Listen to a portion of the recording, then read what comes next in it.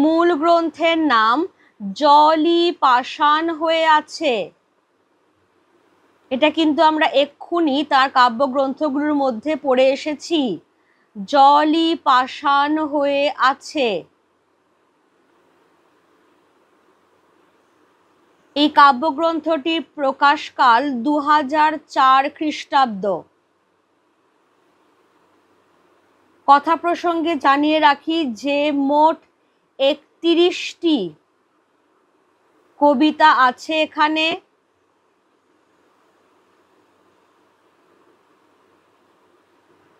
একত্রিশতম কবিতাটি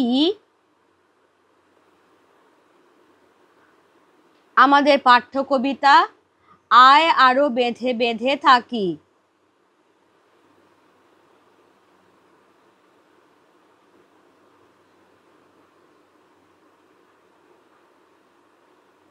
আয় আরো বেঁধে বেঁধে থাকি।